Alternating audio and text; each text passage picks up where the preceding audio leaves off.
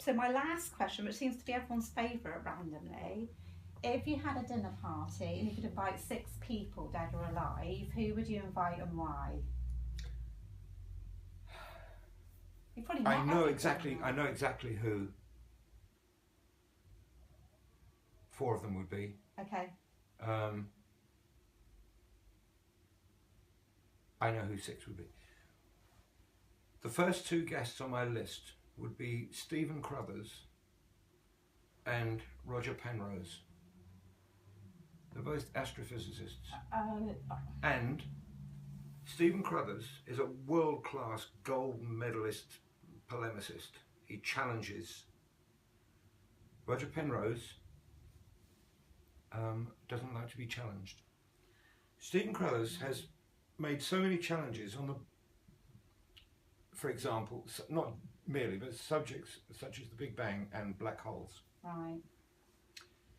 To the point where he's become, I've followed his work, reams of equations and reams of reasoning, and not one establishment scientist, not even half a one, has been able to answer any of his challenges. Any. Not one, not any. And so it got to the point where they're dismissive of him because he didn't get his PhD. In fact, he was fired from university because he was challenging a lot of the bullshit that they teach. And so he's not establishment. He's been threatened with murder by a member of the Max Planck Institute, which is one of the most respected scientific institutes in the world. It's unbelievable. So Stephen Crothers, you can find him online. Yeah, anyone. He's yeah. a polemicist, but he's scorned by the establishment, of course, because they hate him, because he challenges them. And Roger Penrose, who is the epitome of the sexy science modern culture, where science has become a belief system.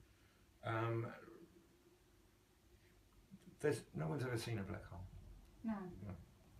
And, some of the equations they use, I mean, I get to the point, I'm not a scientist, but I do know that you can't give a value to infinity. You can only give a symbol, which is like a figure 8 lying on its side. Yeah. Now, when you see in equations infinity minus 10, you're legitimizing that figure as being a quantity. It goes beyond belief, but you need an incredible belief to swallow that for a start off. So Stephen Crothers and Roger Penrose, I would like to sitting opposite each other at the table, where finally he has to answer the question or admit that Stephen is right.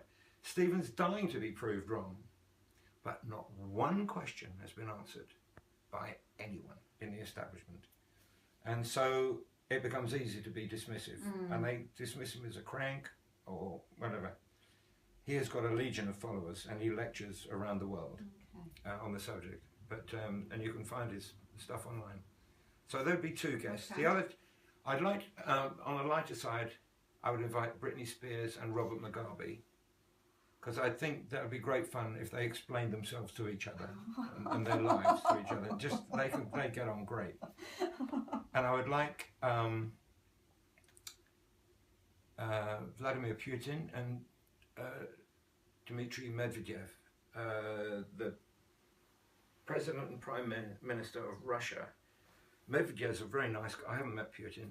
He's been to our shows, but I've been to dinner with Medvedev, who's a really nice bloke. But I'd like to talk to them about whether they think I'm right or not in the perception that in strategic affairs, Russia plays chess, America plays Monopoly.